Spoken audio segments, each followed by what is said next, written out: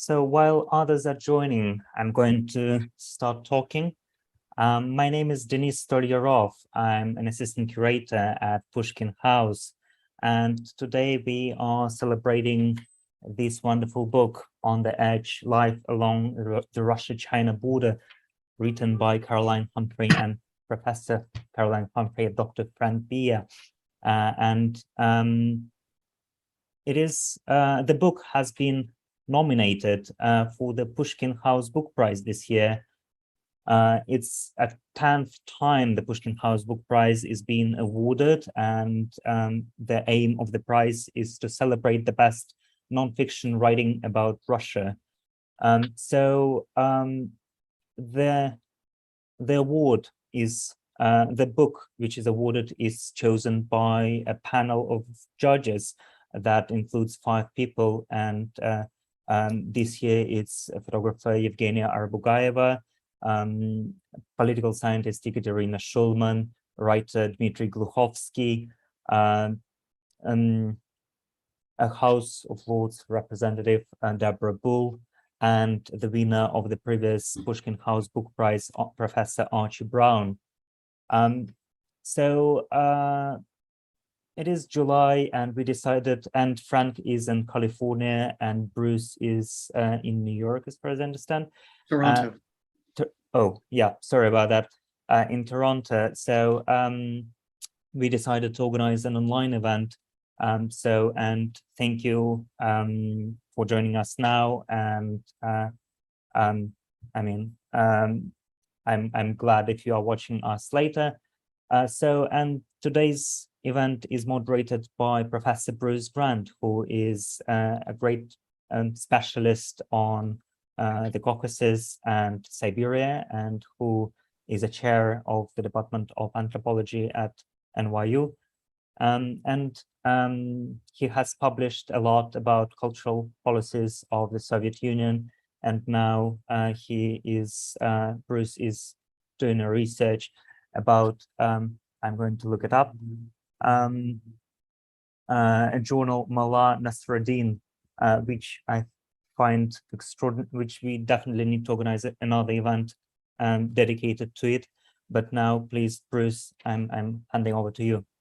Great. Hello, everyone.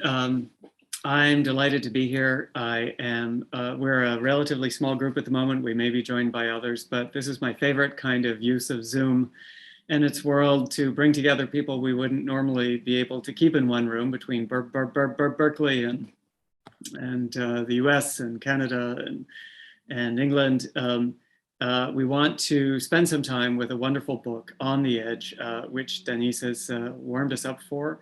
What I'd like to do as the moderator is just briefly introduce our 2 authors with whom I'll be in conversation for a short start of our session today. And then, for better and for worse, I could keep going for a while, but what I'd like to do is maybe entertain them for about 30 minutes just to give them a chance to talk about the book, how they came to it, the kinds of things they hope for it to communicate. And then we'll just see how things work with the audience. Some of you may be wanting to pose questions. If not, we'll just keep going for a while. And the main thing is that I'm hoping, I don't have a copy at hand, but I'm hoping that all of you will have a chance to read it if you haven't done so already. So let me just say a few things about our 2 guests today. Franck Billé is the program director at the Tang Center for Silk Road Studies at the University of California at Berkeley, from where he's joining us. He is the author and editor of a number of books about East Asia, including those of us who much appreciated his first monograph from 2015, Sinophobia, Anxiety, Violence, and the Making of Mongolian Identity. Caroline Humphrey, also joining us today, is currently a fellow of King's College at the University of Cambridge and founder of the university's Mongolia and Inner Asia Studies Unit. I'm being as laconic as I can here. It can be a longer road to tell you about Caroline and her work, but I'll say only that she's the author of several books about the anthropology of North, South, and East Asia. Can't say that about everyone. And most recently, prior to On the Edge, she edited and contributed to Trust and Mistrust in the Economies of the China-Russia Borderlands. I'm glad to be here. These are two quite uncommonly generous colleagues, so it's a pleasure to join them today to talk about the book. I know that a handful of you who are here will have by design already seen the book, and so I'm just gonna give a very brief sense of it, share at least some of my own first impressions and why I was so glad to find it. On the Edge is the rare kind of crossover book that I hope will make scholars and non-specialist readers glad. It offers us a lucid and accessible look at the realities of everyday life along an extended border shared by two global giants. And yet part of the puzzle, I think, about this book and why, why I was so glad to find it is that for all of the importance of both Russia and China on the world stage, not least today, in a rather fraught wartime era, the Russian Far East and its border regions have remained paradoxically little studied, making this rare book all the more important. And I think the kind of book that so many of us have long been hoping to see. From the outset, our two authors, who are both anthropologists, tell us that they look to move away from top-down style readings of China-Russia relations and instead toward on-the-ground observations. That's the wheelhouse, of course, of ethnography. But where does it take us? There's a superb opening chapter on roads as indices of the challenges of uniting infrastructures in a cross-border region and how those infrastructures evolve through economy and ideology in the first place. They follow with tales from an island in the middle of a river border, small-scale economic traders, networks that are advanced by friends and family, resource use, the environment, and contrasts in urban planning. The book is uncommonly inclusive by lending significant consideration to indigenous worlds that have long found themselves divided by one of the world's longest borders, stretching, of course, from Mongolia in the east to North Korea in the west. That is a friendly nod, but it's a funny part of this world area where people are quite comfortable to tell you that they love Kurosawa's film on Dersu Uzala, but then scholars themselves who work in this world area don't go on to tell us anything about anyone but, the dominant population. So these are two authors who really went out of their way to make things work. The book, I hope many will agree, is wonderfully written and wonderfully engaging. So, but don't let me tell you about that. I want to just, as the moderator, then take up with our two authors for a little while and just start off with the most natural thing, which is, what made you want to write this book? The two of you have been at work in this world area for quite some time. What made you want to write it, and what made you want to do it together? Well, perhaps I should start off with replying to that. Thank you so much, Bruce, for that generous introduction. I think the book started because both Frank and I had worked, as you did yourself, actually extensively in Siberia. And we realized that the great sort of gaping hole really was China, just over these rivers. That very long border there consists of these very big rivers, Amur and some other ones. And one of my graduate students had been working on old believers in Siberia, and he took a journey with them down the river. And they were going down the river as a celebration of the Russian advance into Siberia in the 17th century, which was, according to them, done by old believers. And there was a very, very sort of famous Avakum priest who was among them, these early settlers. And they were celebrating all of that. And they sailed down, he told me about it, they sailed down Amur on this raft and just paid zero attention to the Chinese side. They went down from church to church on the Russian side, and it was as though the Chinese side didn't exist. And I remember him telling me this, and he showed me the film of it. And I thought, God, we really must do some work in this area. And Frank and I got together because Frank had already been very experienced, done some work in Blagoveshchensk and in Hehe in China. And we thought we'd like to look at the whole border and sort of examine these two big countries from the point of view of the border. And so we got a research grant and got together quite a big team of people, about 20 altogether, and many of whom came from that area and live in those parts. And some, of course, were international scholars. And so we worked on that for 3 years, and various publications came out of it. And this book, I think, is probably the final thing. It was just a sort of summary, as it were, of all that work and what Frank and I thought about it. I don't know if you have anything to add to that, Frank. Yeah, no, I think the book tries to bring all these different strands of the research together. The fact that we had so many people involved, everybody could focus on particular aspects of it. So we wanted to really bring kind of an overall view of that border, which was really under researched and understudied, and very few people had written about. So it was a kind of an interesting line of contact between two big countries that we wanted to look at closer. Now, we're an Anglophone group and talking about, and sponsored by Pushkin House here. And so a number of us will be thinking about this in Russian terms. But Frank, perhaps you being at the Tang Center and so forth, is it fair to guess? I mean, it's one thing to say that the Russian Far East doesn't have a great deal of writing on it in English, but Northeast China, is it fair to say that it's better covered? Would you say? Is it simply by virtue of the demographics? Yeah, I think by virtue of demographic, there's probably more work done on northern China. But what we thought was really interesting was actually there was a lack of books talking about the two together.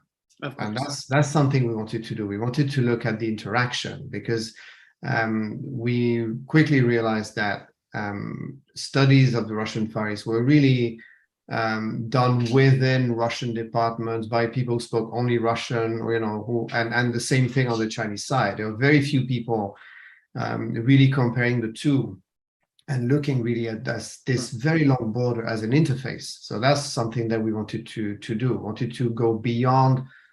We hear so much about Moscow and Beijing, but see what happens right there on the border. That's what we wanted to know. The people who live there. So who are these people who live there, and how do they communicate? How do they live? That's the kind of picture I wanted to bring forward.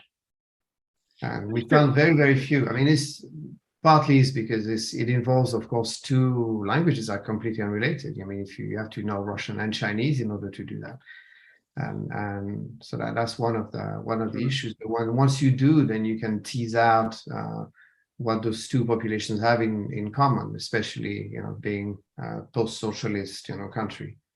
They have things. They've experienced a lot of similar things, but separately very often. Is there a sense, by the way? I mean, both of you worked ethnographically, and you obviously, understood that there was not a lot of conversation across the border. There was not a lot of conversation about this kind of interface. But were there also things that you wanted to make sure that the book communicated in terms of moving past the kind of assumptions that people might find if they're just reading an article in, The Economist or a magazine about this part of the world area, this part of the world? Were there things that were there stereotypes or conventions that you wanted to either engage or move past in some way?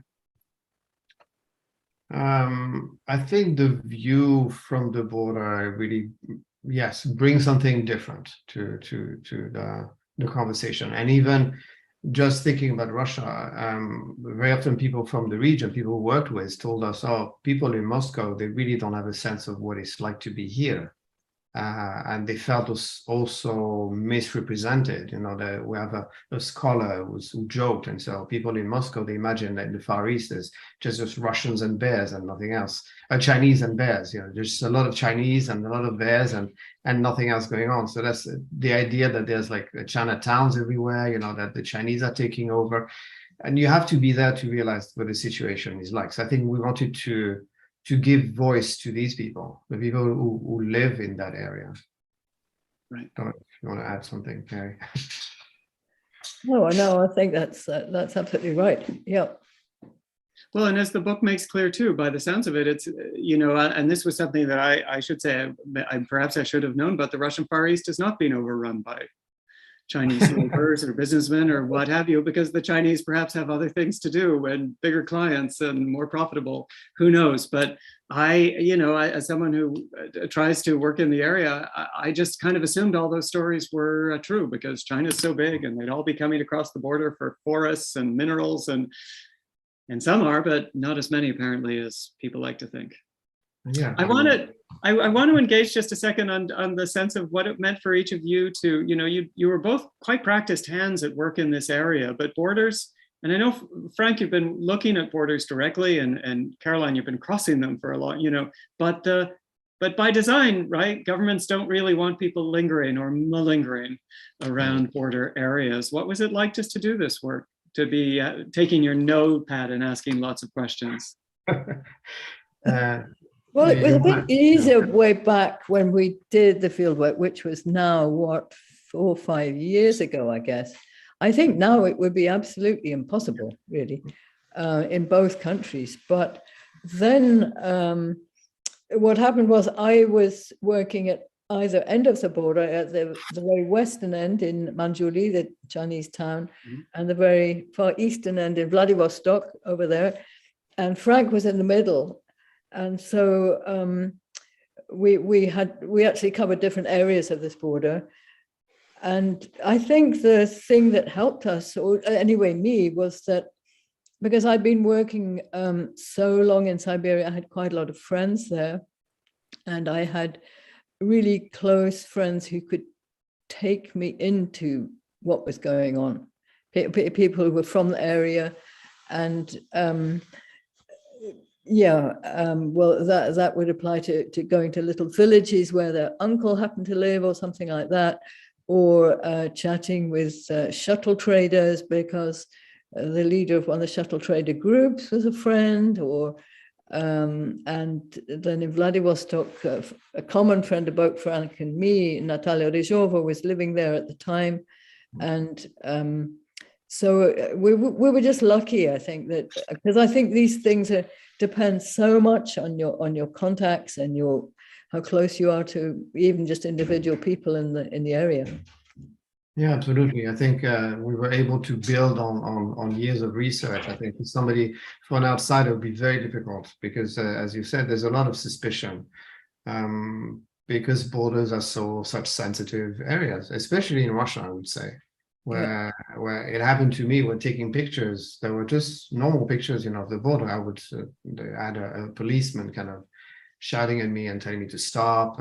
People asking me if I was a spy, because people wonder, why you're doing. You're an outsider. Why are you doing over there? And then I think it has to.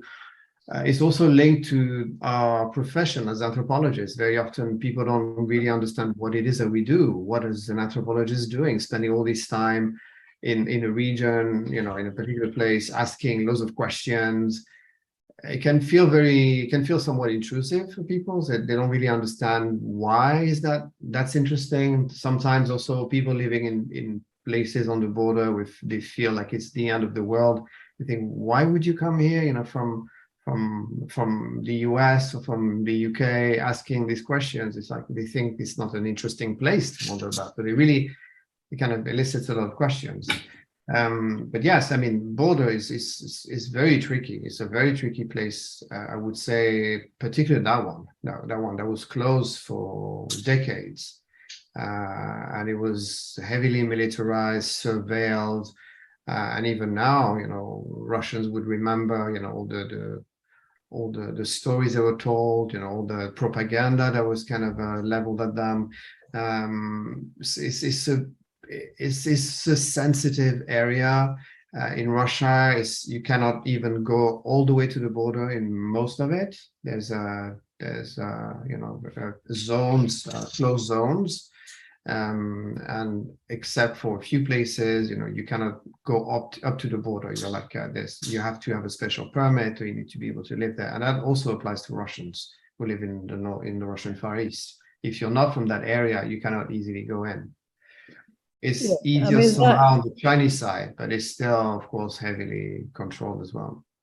Yeah, what it means, what Frank's saying, is that the border is actually kind of double border, because you first get to the border of the closed zone, And then the closed area might be kilometers, up to 20 kilometers deep before you get to the actual border with China. And so all the roads leading there, at the first border, they would have checkpoints. And there's a fence going along with notices saying, don't go into this area.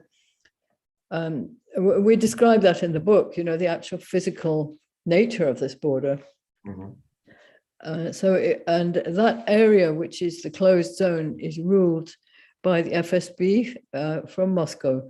So it's not under local control at all. It's a sort of separately, under separate sovereign jurisdiction from Moscow.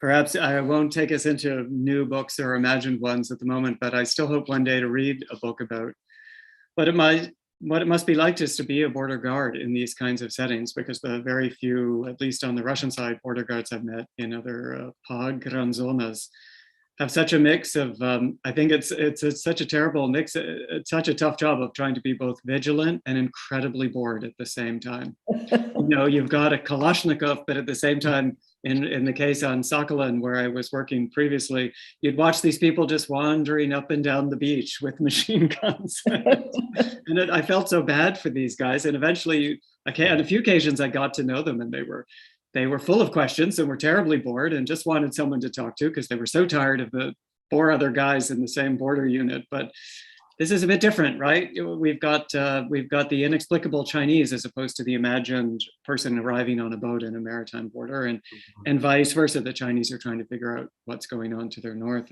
and so yes. And the other thing the border guard has, you'll remember, Frank, is his dog.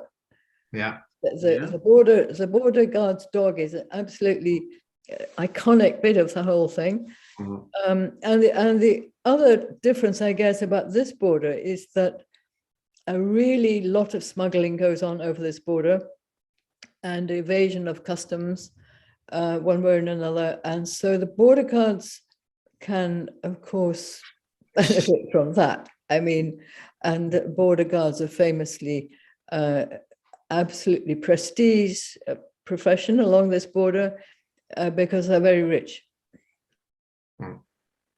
Well, look, I'd like to, as we're still going here, and you earlier alluded to of course, the current war, and I want to hold that at bay just for a little bit, somehow to go in chronological order, so we stick with the book a little bit. But I do want to know what you think of, even if you haven't been there recently, what might be for attending for this part of the world. But in the meantime, I'd like to give you both a short assignment for the benefit of the audience, which is that I want you to each pick a chapter, and whoever goes first can, get first dibs. But and the simple question is really, what is it, for example, that you really wanted to make sure someone would get that they might not have found in other sources? Because I could, and this is where I stop, because I could answer this question, tell you why I liked what I liked in every one. But there's the chapter on roads, there's the chapter on this island, there's this chapter on cities across the Amur, there's the chapter on indigenous lives. I think each of these chapters really gives us something that I could not find anywhere else in other English language tracks. And I just wonder if either of you have favorite sections that you really would like to speak to in a moment, just to talk about the kinds of things briefly that you wanted to get through in one of these areas. Well, perhaps I could start with the chapter on roads, since it's the first chapter in the book. And I think what brought me to that idea is that the way roads work in Russia and China is very different, and they just indicate, they sort of lay out for you the sort of deep structure of the way those countries work. Because in the Russian case, the roads are, they kind of radiate from Moscow, basically. The country is extremely centralized, and so you have these roads snaking out to the periphery. But what you don't have is too much, or sometimes no links between the places on the periphery. So what this does is it creates great areas of kind of remoteness where you get to the edge of the jurisdiction of a set of roads, let's say the ones going from Moscow or the ones going from Novosibirsk or any other capital will have that same pattern of the radial roads going out, and then they stop at the edge of their jurisdiction. So you get these kind of blank areas between the jurisdictions and between the roads. And this is completely clear along the border because the border is the edge of the jurisdiction of the whole of Russia. And so you get these little villages along the border rivers they've got a road going to them, but there's no other road. So in order to go from one village to the next one down the river, you at least, and it's very often not possible to go by boat on the river, you have to go back in and out to some central node and then out again to the next village. And that's the structure that goes all the way along that border. Whereas in China, the roads are built on something much more like a kind of grid pattern, so that the idea is to cover the whole country in roads, make everywhere accessible. And it's sort of part of the whole Chinese vision, I think, of China as sort of a homogeneous place, evened up so you don't get great pockets of poverty. And this you see in the roads at the border, because there is a road more or less that goes along the Chinese, all the way along the Chinese side of the border. So if you wanted to do from the west end of the border to the east, you'd have to do it on the Chinese side. There's no way of going along that border on the Russian side unless you do it down the river. And because the river's a border, that is often impossible for security reasons. Yeah. So I just thought laying sort of this thing about roads, which is to make that clear, because until I looked at it, I hadn't sort of really realized it myself.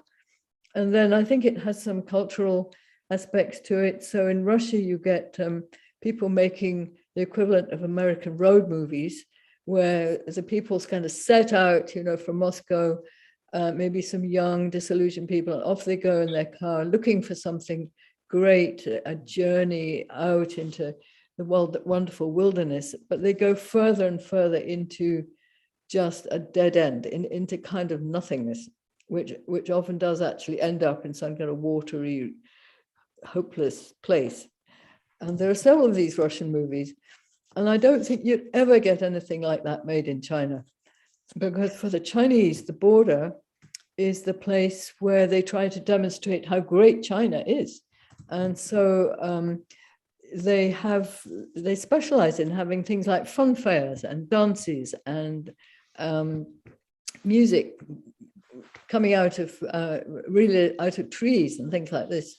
I remember being so struck with this on the border between China and North Korea, which is another river. Yeah. And on the North Korean side, it's all dark and sort of gray and misty, nothing and no lights and so on. On the Chinese side, they've built a whole esplanade with a place for people to dance, with lights hanging from trees and music, and a kiddies play park and lots of restaurants and places for shashliks and all that kind of thing. And so it's almost like saying, look at the good life, come to China, this is where you'll get it. Yeah, well, and it's fascinating because they're both very centralized states, but if we start just from that one single example, you realize how differently things have unfolded. Yes. Franck, please. Absolutely. Yeah, absolutely. I think for Russia, the border is kind of the edge, and that's actually one of the reason why we chose that title. It really felt like people living on the edge, and it will tell you, I will live at the end, and at the end of, and it's kind of surprising when they're on the border with China, which is a bustling place with loads of opportunities, and to feel that way, that they feel like they're on the edge at the end of everything. Whereas for China, the border is a place of connection, is a place where you show off, your modernity and all that. So I think the chapter I would like to talk about is actually linked pretty well to this. The image that really struck me when we started that project and really got me really into it was the two cities of Blagoveshchensk on the Russian side and Kheikha on the Chinese side were the only two cities of similar size just next to each other, just separated by a river. In other parts of the border, it's either further away from the river, or you have an imbalance. We have a larger Russian city or a larger Chinese city, but these two are just next to each other, more or less the same size, and right there looking at each other. And for me, it was really fascinating to wonder how they looked at each other. Well, you know, they were changing rapidly, especially the Chinese town.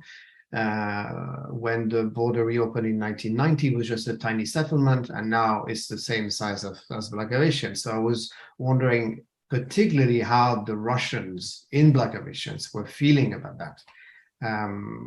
Having had their city established, you know, for a long time with nothing to look at on the other side, suddenly there was this bustling city with loads of lights. So it was interesting for me to wonder about how their model of urbanization and development, and looking at the spatial aspect of it, kind of, you know, in an echo to the first chapter on roads, was really interesting, because at first glance they look completely different. Even though they're more or less the same size, as I said, the Chinese city is very vertical with a lot of lights. Everything is pressed on the border. So again, kind of showing off it's a story of success. Blagoveshchensk on the other hand is flatter. There's an emphasis on wide roads, wide avenues, trees, parks. It's spread out. It's not as concentrated. And it was interesting to talk to people on both sides and ask them how they felt about their city and how they felt about the other one. And for Russians, very often they would say, well, this is not a real city. It's just like it's a pretend thing, you know, because it's just, they have like the very tall buildings right there on the river, but behind there's nothing. So it's not real. Whereas we have the real modern city. And going several times over the years of the research, I saw how the Russian city was actually changing, and how little by little there were like taller buildings, there were more lights on the building. When I went there the first time, you know, from looking at it from the Chinese side, it was like we could hardly see anything because it was so horizontal and not very bright on the river that you couldn't really see it. On the Russian side, you have this massive display with laser lights, and, you know, like everything is very, very bright. But things change, and the Chinese urbanization model kind of influenced the Russian, even though Russians would probably not agree with that or not realize that. But there are elements of it that we see emerging on the Russian side. So it was really interesting because it really showed how the two towns were so different, because they're so far apart from their respective center. They're so far from Moscow and Beijing. The only example they have is the city on the other side. So you have some kind of feed through, you know, so bleed through of elements of what it is to be a big city. So that was really interesting to look at it on this kind of a urban spatial aspect, to see the kind of coming together of some forms of modernity. Yeah, great. Here's a funny question, but it's one of my favorites to ask people at the end of a long project. Look, it's a terrific book. There's lots of answers to questions that I had, but I wonder, well, the two of you are here. Are there things that still surprise you about either this world area or things that you learned? Sometimes people just say, oh, well, you know, I wanted to find something out and I spent some time learning this, and now I'm glad I've learned things. But other times, you know, you still keep scratching your head saying, why is it this way? Why did someone say that to me? Are there things that still puzzle you about this border story?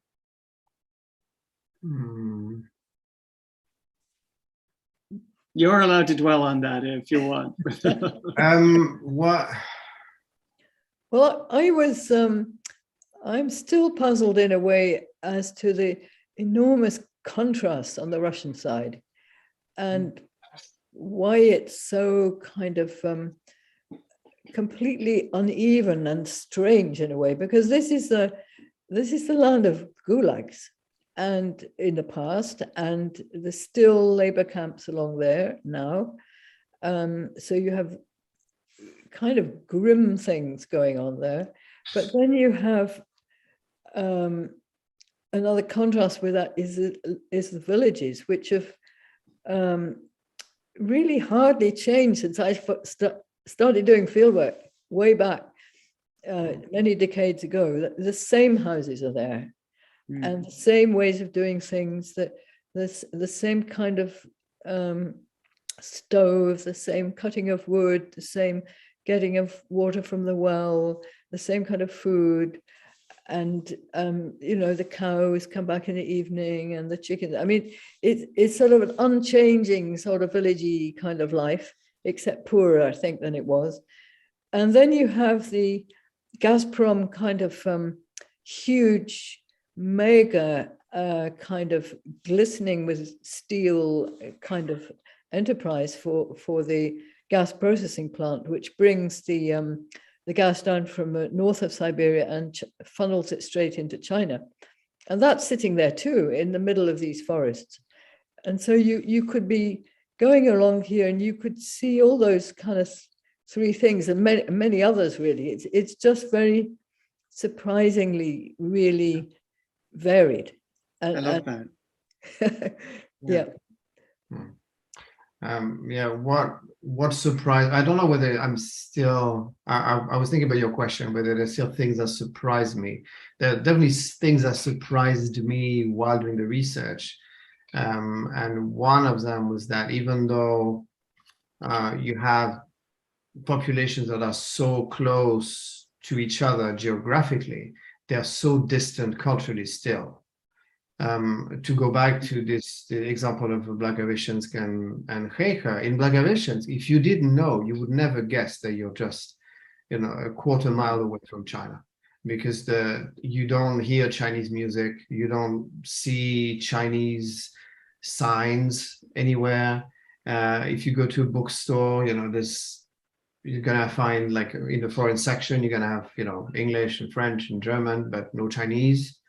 There are books to learn Chinese, but there's really nothing. I felt very little engagement with Chinese culture, for instance. So there's no Chinese movies or Chinese songs being played.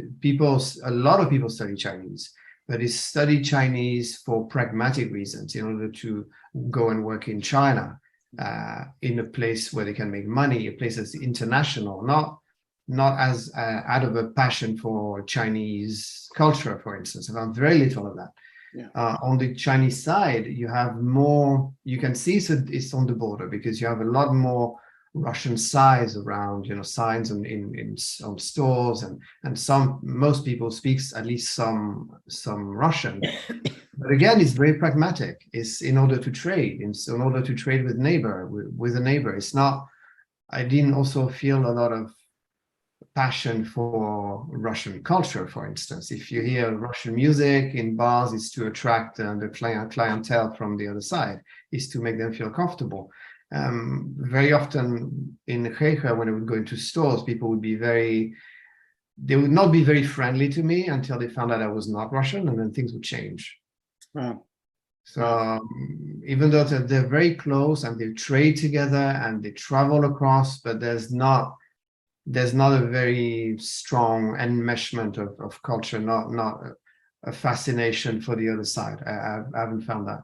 I found it's still two very different sides, very different culturally. Yeah, and that comes through relationships, emotional relationships, partnerships, and marriages. Not many of them.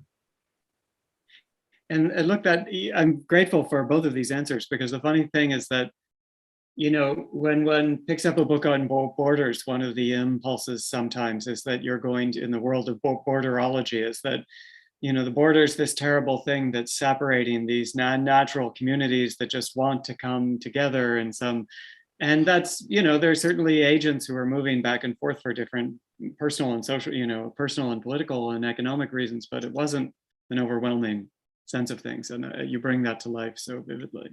I think it's actually, but just one more thing. It's just I feel it's a very unique border. If you think of another kind of dichotomous border, you think about the US and Mexico, for instance, but still you have a lot of people on both sides, speaking the language from, like on the Mexican side, you speak English. Close to the border on the US side, they would speak Spanish. There would be a lot of cross-border exchange, a lot of families that are separated by the border. It's not the case here, to a large part because the border was created before the people moved in. I mean, there were, as we'll discuss at some point later, I guess we'll talk about the indigenous population, but the majority population are Russian and Chinese. The Chinese come from elsewhere in China, and the Russians come actually very often from Ukraine and from elsewhere, from central part of Russia. So they've moved in while the border already existed. And for a long time, the border was actually closed and it was very difficult to go across it. So you ended up with two very different cultural environment on either side. And then when you open the border again, you have interest, you have trade going across, but there's still a lot of misunderstanding. So I think I don't want to give the impression that people don't like each other. It's just that there's a lot of cultural misunderstanding. So imagination of the other is not necessarily real. Yeah. So it's a very unique border. And I think that's one of the stories we try to also get across in the book. Yeah, look, I want to make sure that we can invite a few other people to join the conversation, but I have two other questions. They're both quite familiar, so please engage them as you like. We held the war at bay a little bit. I don't imagine either of you have been in the Russian Far East or Northeast China since February 24th, but have you, either of you have been in conversation with friends and colleagues there, or simply just your own sense of things? We're all trying to make sense of the war. We're all trying to imagine different global alliances and realignments. Any sense of what life might be for people in this area in the months and years ahead? Well, this area is actually one where there's been quite a bit of recruitment into the Russian army to fight in Ukraine. And one of the things that really surprised me when I was traveling in the south of this area, sort of really along the Mongolian border, where it comes along to meet the Chinese border, at a town called Kyakhta, there's an absolutely huge army base there. It occupies acres and acres of land with rows and rows of barracks, countless tanks and guns sort of lined up there. And this, I think, I'm not quite sure why such a huge base is there, because China is not actually a threat to Russia at all, really. But I think perhaps it was put there really actually in the Tsarist era. I mean, a lot of these buildings are quite old. And perhaps it was regarded as kind of like the edge of empire sort of thing. And then in the Sino-Soviet split, they did want to have a lot of troops there to guard against China. But when you read in the newspaper about the troops in Ukraine have been recruited from all over Russia and brought in from the Far East, that's where they've been brought in from. So they've been shipped from there. And because a lot of the people in this region are poor, and that applies to the rural people particularly, and both the indigenous people and the Russians, they are the ones who sign up with the contracts, the kontraktniki who sign up for the army. And so I think a disproportionate number of people from this area have gone into that army and have been fighting and have also suffered the tragic results. There's a disproportionate number of people who've been wounded and killed from these areas. Right. Yeah, and so that's one way the war does directly relate to this region. And another way, I think, is that one of the largest indigenous people in this region, they're called Buryat, and there's over 500,000 of them. They somehow got labeled in the war in Ukraine as these people who were particularly brutal soldiers, sort of Asian types who come in, and there've been very, very unpleasant sort of quasi-racist accusations that these Asian ones are the ones who've been carrying out all these terrible atrocities. It's not us good, nice Russians, it's these people who are stuck in the army. And of course, the Buryats are very indignant about this, and they feel very strongly that it's not true. And there are quite a few Buryat activists who are now actually outside Russia, who have been organizing to protest about this kind of thing and gathering data to show it's not the Buryats who've been doing all this kind of thing. And generally, I think that at least among some people, the war has clarified a sort of anti-war sentiment among the indigenous people. But of course, there are many, many, many others who are very loyal to Russia and join the war and accept the Russian line on what the war is about. I mean, there are a lot of those people too. But I think there's a split you can perceive now, I think. The image of the Mongol warrior is not one I would have brought into the story, but of course it makes sense the moment that you hear it. Yeah, no, the Mongol warrior is the thing that, I mean, in fact, it's not only the Russians, it's also Ukrainians go for this idea that the Russians are sending these Asian hordes to attack us. Well, I don't know if they still do that, but they certainly did at the beginning of the war. And I remember seeing a video which was shot from inside a Ukrainian house, one of these sort of wooden village house, and outside the window the tanks were going by, these rows and rows of them. People were sitting in there saying, oh my God, what's all this? And the man says, it's the Buryats. And the woman says, oh, the Buryats, aren't they nice people? And he said, no, God save us. And that was the end of the video. I never would have thought of that. Quite. Franck, anything you'd like to toss in here? I know you're not, telling the future. Well, what I'm wondering about is the kind of the new geopolitical orientation because of the sanctions as well, because of the way China hasn't been critical of Russia. So there was already kind of an incipient move for Russia to be turning towards Asia, which is not the first time it happens in Russian history. There's this constant back and forth, as we know. But it feels to me that it's kind of pretty much it's a second. I mean, I feel like Russia tends to do that when the situation is difficult in Europe, with Europe. So there's a move to turn towards China, but I feel it's kind of a dangerous move. But I don't know whether I want to get into that. It's just it feels like Russia needs China more than China needs Russia, basically. In terms of trade, in terms of dependency, and so I think this is going to have an impact on the relationship between Moscow and the Russian Far East as well. Yeah. And look, I don't know this much less, but when the border is already such a symbolic site, it's also a site for symbolic gestures. And if there's efforts on either side to suggest a rapprochement or to make a trustworthy statement, I thought of your book and wonder what will be ahead. But that's really my last question, is thinking of life ahead.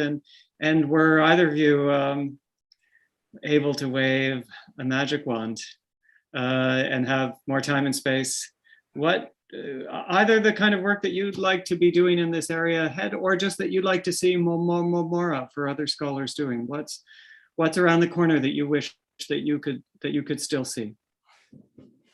Well, I must admit I'd been planning to do more field work in Buryatia.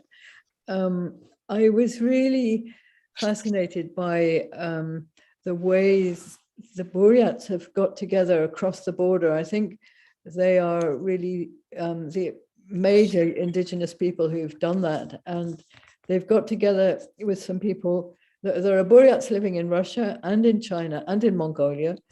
many thousands of them. And there are people living in China and Mongolia who are called the Barga, but who are basically the Buryats, just an earlier name for them. And so there are really very large numbers of these people, and they've been getting together and making sort of festivals at which they meet in turn in one of the countries. And this is a kind of really a recent thing, quite a mass thing. And the Chinese don't allow it to happen in China. I think they regard this as kind of dangerous, sort of ethnic nationalist stuff. But it goes, but the Chinese people, the Buryat people from China do go to these events in Russia and Mongolia. And I just thought that was very interesting, and I would like to find out more about what's behind it, because the way they talk about it is that we're all related. We're all descended from this common ancestor, which is a kind of mythic thing generations back. But they really believe that, and so they then have all these clans and things which are descended from this ancestor, and that's the way they're thinking about their links with one another. It's through kinship. Yeah. And that's why they say they do this, and why they feel so happy with it, and it's so wonderful. And I just wanted to find out more about that, which I think you can only do through being there, really. But now I don't think it's ever going to be possible, really. Or maybe not next month. Yeah. And the kind of work I would like to do was not even easily doable before, so now it's just proved impossible. It's really to do some more work on these closed cities that exist, not just on the border, but also across the region, across Russia, and maybe do a comparative study with other kind of forms of closed zones or special zones elsewhere in the world, and see how they're managed, and how this kind of as sovereignty is kind of unequally distributed. So there would be more of the kind of things I would like to look at. I've been discussing this possibility with a Russian colleague of mine, and maybe through her it might be possible to do a collaboration, and might not be able to do it in Russia myself, but I could do it elsewhere and maybe write something together. So that's the potential project. Please. Well, look, fingers still crossed, and thank you both. I want to just pause here, and again, we're a small group. This is kind of an ideal one for a conversation, and just see if there's anyone who's with us who would like to pose a question, or you can either just turn on your camera or just pose a question in the chat, and I'll be glad to make sure it gets to our authors. And if we also have our excellent host here as well from Pushkin House, if they want to check in. Yeah, I mean, if nobody minds, I will step in and use this opportunity to ask a couple of very silly questions. And the first one is, you've mentioned that it is a myth that China is any sort of threat for Russian borderline territories, and it's interesting that I'm a victim of this myth in a way that I remember that I was basically taught that at school, and I was attending a school with a relatively good reputation. But I remember the biology teacher was saying in Russia, in Moscow, was saying exactly that China is going to claim all the resources in the borderline territories. What really happens in those territories on the ground? How does it look there? I mean, the reality. Well, the reality is that the Russians have been very aware of that problem, and a long-standing sort of you could almost call it an obsession with keeping Chinese people out, and so it's very difficult for Chinese people to cross the border, to get visas, and there are quotas on all work visas and that kind of thing. And they change the quotas from year to year, and they've been making them less and less. But actually, the economic engagement of Chinese in Russia is quite big, and because they have the money, and it's very easy for them to collaborate with a Russian person who, as it were, heads the company. It's a Russian company, but actually the money comes from China, and maybe all the machinery and the technology and the know-how and of course whatever they produce, and it could be, I mean, a lot of agricultural companies like this, they ship it right back to China. So it's all a kind of closed circle, very efficiently organized, and I think that's increasing in the Russian Far East and likely to go on increasing probably. And there are whole areas, because maybe we haven't said this clearly enough so far, that it's terribly depopulated, the Russian Far East. There are whole areas where almost nobody lives. I mean, like the Jewish Autonomous Republic. Very, very few people there. I mean, you just need to look on Google Maps and you can see the border on the Russian side. There's this green, sort of no towns, no nothing. And on the Chinese side, it's all lots and lots of tiny little dots and roads and villages and towns and so forth, right across these rivers. And so it seems to me that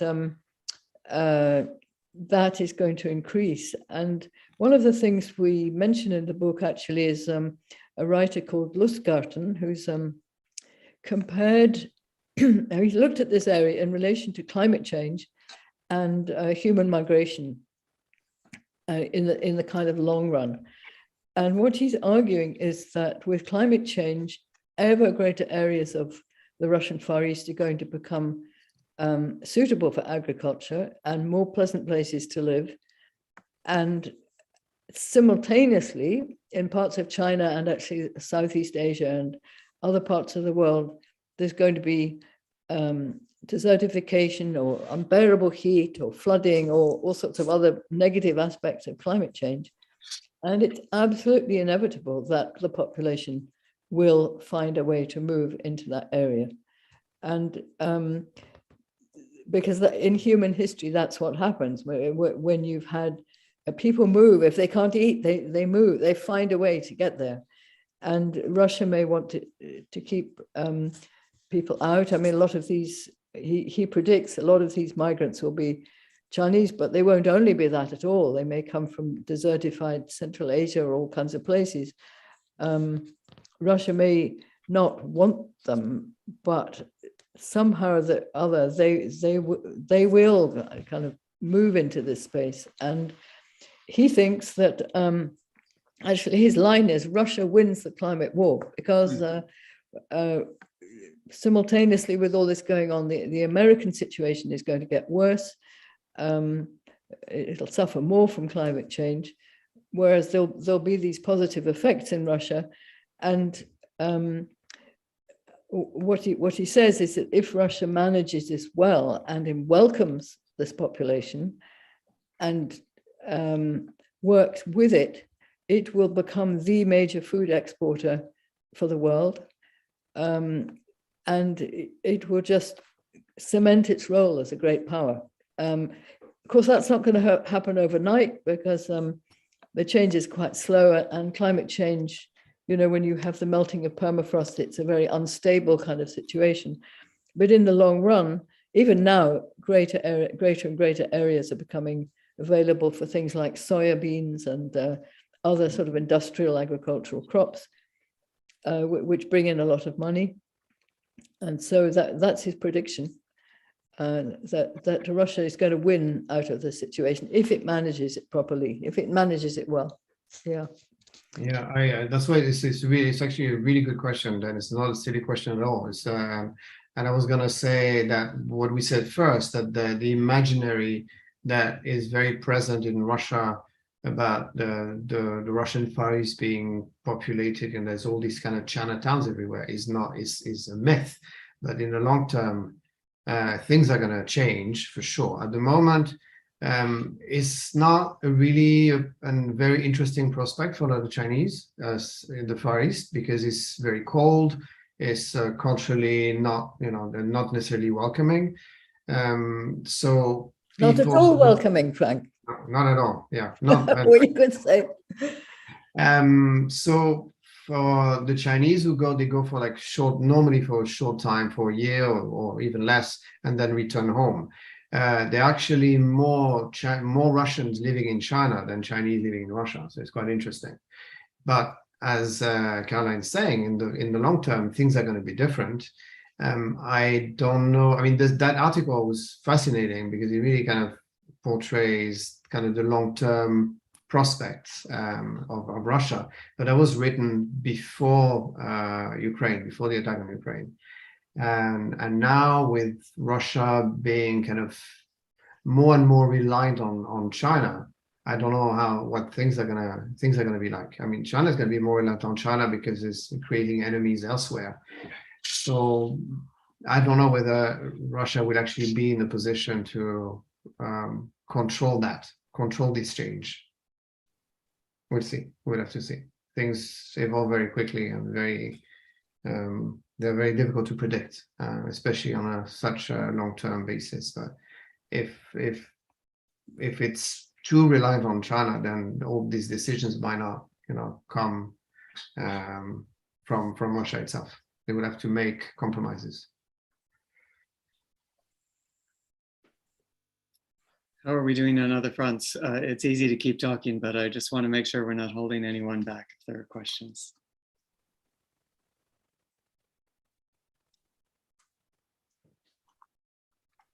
Okay, so far so good.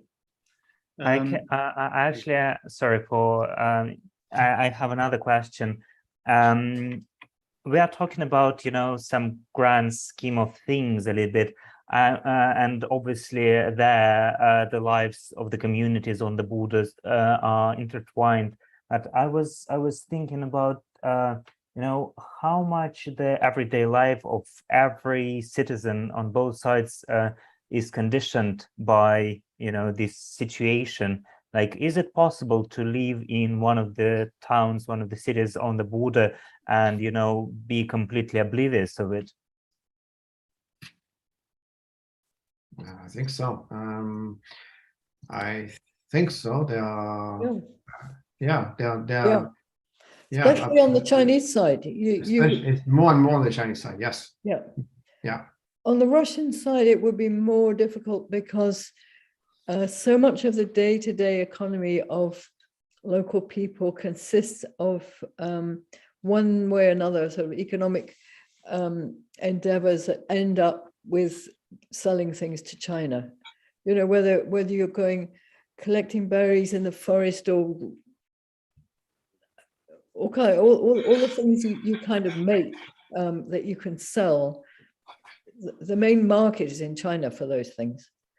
And even if it's sort of, I don't know, classically Russian things that the Chinese basically hardly ever use, like bread, even that, you might find that there is nevertheless some kind of market in China, because that's where things are, there's such a huge commerce going on there.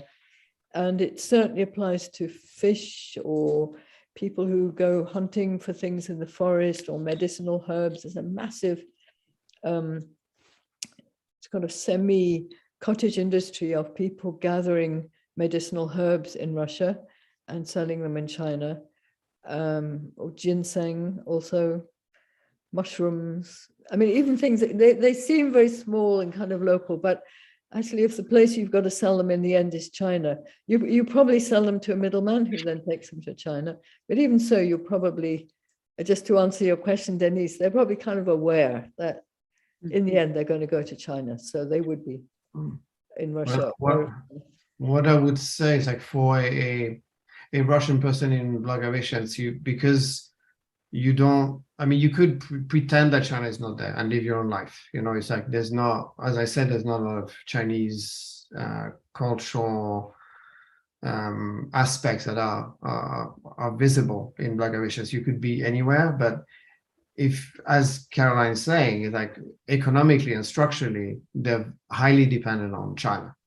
On the other side, on the Chinese side, it's actually the opposite. It's like the Russian culture is displayed because it was a way initially for the city of Kherson, for instance, to develop. They were attracting a lot of Russians to come and spend money and etc. Now this has changed. The main tourist flows come from China itself. So Heihe is kind of no longer needs Russia so much, but it needs Russia's presence as a way to attract tourists from elsewhere in China who want to see what it's like to live on the border. So actually, there's these two things on either side. On the one hand, on the Russian side, you could pretend that China is not there and ignore it, but in reality that's not true. And in China, you have this emphasis on Russia, but in reality, it's not that necessary for China to develop.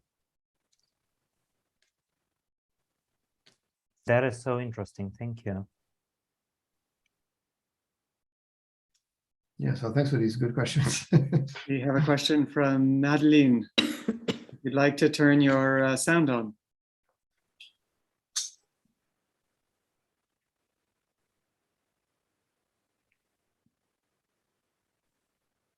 Oops, not quite there yet. There we are. All There right, we are. good. I'd just like to ask how you get across from one side to the other. How easy is it?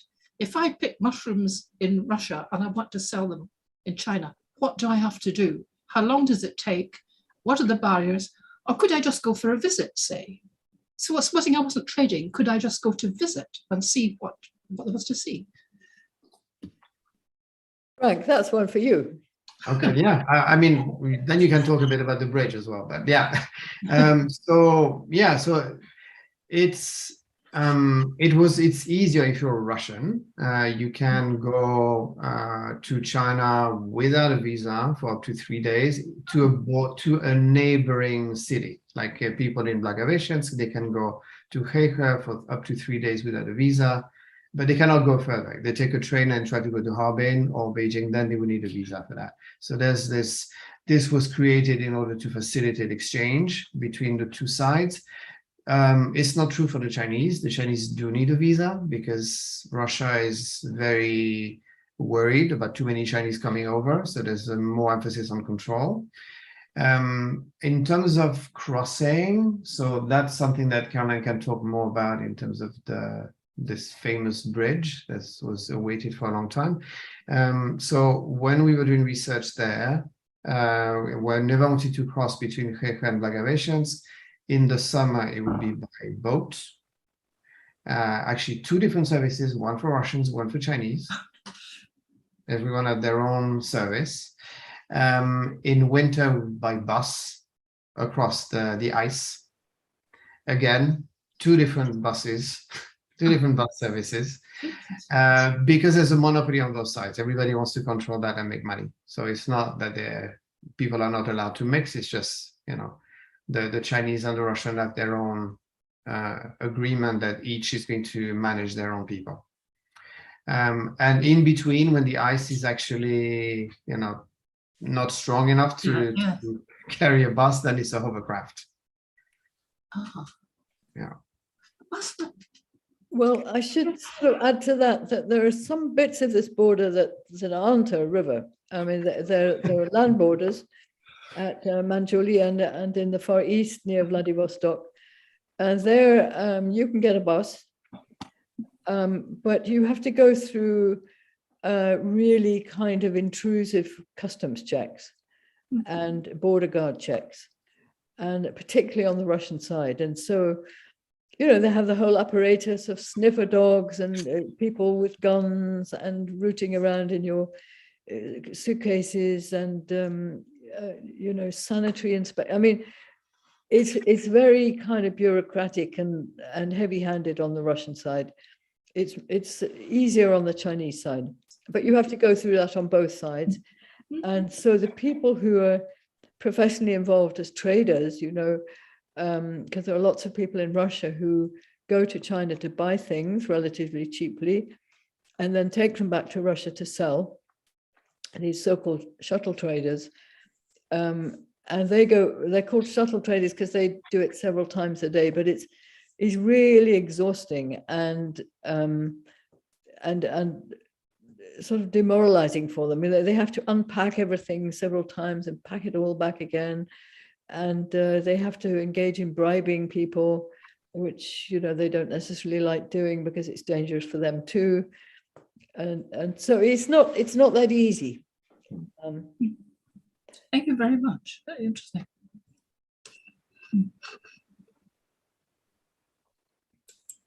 What else are we doing?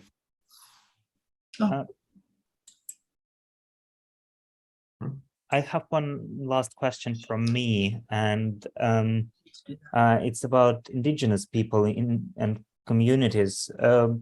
Both Russia and China have very bad reputations in terms of the rights of indigenous people and you know, practicing their own cultures. And it's interesting how that changes on the borders, where, you know, these communities, you know, transcends the, on the one hand you have two national communities like directly getting in contact, and on the other hand you have communities of indigenous people that transcend those national borders. How does that affect the situation? Well, some of the indigenous people, the sort of really big, numerous ones like the Buryats, as I sort of mentioned earlier, they do manage to get together. I mean, they use mobile phones and various apps that will link them to lots of people, and they gather people together in that kind of way. And they do arrange these meetings, but there are quite a few indigenous groups along that border that, and they have different names, and some of them have people on both sides, but they're far less numerous. And they, it seems to us, actually have sort of given up in a way about having too much contact across the border. I think there are different reasons really on either side. And in Russia, the indigenous people are recognized, and they do have rights. They're called the indigenous small peoples of the north. They have to be under 50,000 population, and they have rights to land, provided they go in for a kind of so-called traditional way of life. And that means something like hunting or fishing or herding. But of course, that is not that's not a path to any kind of good modern life. Really, it's really, really hard to make a living in those ways, and so they tend to be very poor, very scattered, and unfortunately neglected. You know, so you know they don't have good services, good schools. There's a lot of alcoholism. It's not a very good scene, really, for the small indigenous people along that border. But they do, in principle, have rights, and they have had some activists who we describe in the book, people who really, really tried to get, you know, rights for their language to be taught in school, or books published in their languages, and that kind of thing.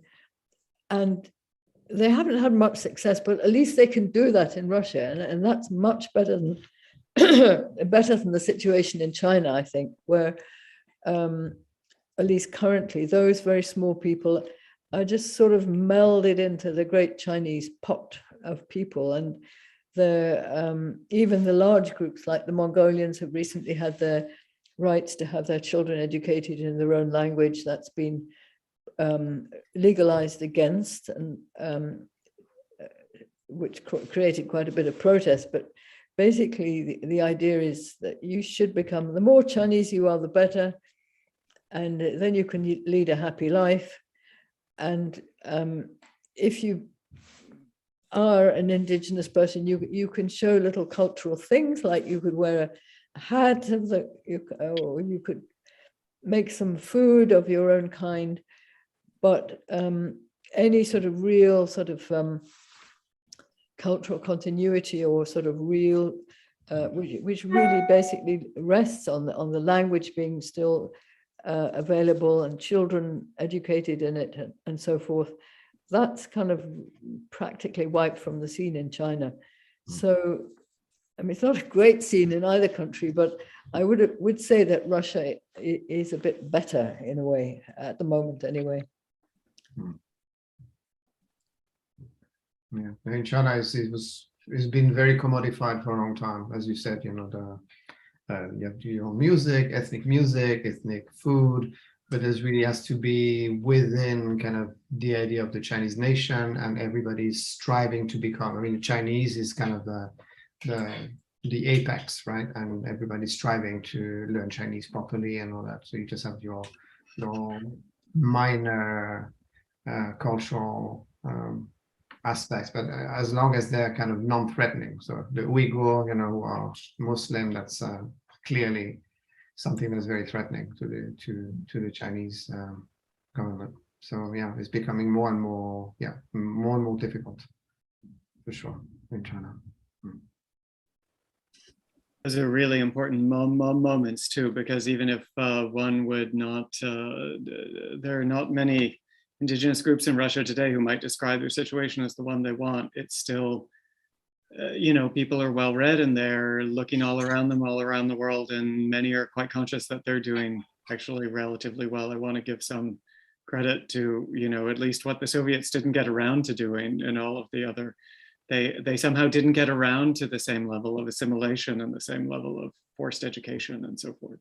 Mm-hmm. But I won't bring things back to Canada, but here in my home and native land, it was sometimes a surprise to realize that some of the indigenous communities, which had really quite free reign, and in Scandinavia as well, and one's trained to kind of assume that people are doing best in other places. Many of my Russian colleagues were quite struck, and I think quite fairly, that the Russian experience had actually given them more freedom, not really by design, more by accident, and in certain respects. And so the question is how much still survives today. So I think Caroline put it just right. Yes, well, I think that is right. The Soviet Union did recognize the indigenous people and gave them rights, and the larger ones had their own territories, and they were supported culturally. You know, they sort of little books for children brought out in the language, and publications in those languages too. But I think, at least along this border right now, those really small people, I mean, many of them are, you know, just a few hundred, they're really not, I mean, it's just a matter of neglect, I think, right now. They're not important enough for anybody to sort of pump money in or care about them. And that makes it just the right question as to see what's going on as a result when one's not quite under the gun in quite the same way. But I don't want to take us off too much here, and I apologize for swerving over across the Atlantic. Any other questions before we're getting into the proper dinner hour in England and lunch in California? Okay. If not, I have one phrase that I scribbled down at one point on my sheet of paper here, which is the right book at the right time. On the Edge, it's a wonderful book, but I think for the reasons that Denise already started us out with, I want to thank the people at Pushkin House who are doing lots of reading and giving this its attention, because it's for all the reasons that we came up with in our, you know, in our cohort here today. It's really, really well timed for the kind of things going on. No one anticipated a war as they put pen to paper, sadly, but nonetheless, it's one of the best books, I think, to think about in unexpected places of this big question, and for many reasons more. So I'm going to thank our two authors. Well, thank and you. Thank our I'd audience. like to thank you, Bruce and Denise, both of you, very, very much. Yeah, very, very, very grateful. Great. Denise, I'll trade it back to you. And Yeah, Bruce, thank you everyone for attending. Thank you, Frank. Thank you, Caroline, and thank you, Bruce, for making it such an enjoyable event. And I hope to see as many of you as possible at the Pushkin House Book Prize dinner on the 28th of September. And Yes, at our future, and I think tonight is actually the last event of the season, and so we are closing down. I mean, we are closing the doors for August. So I will see you back in September.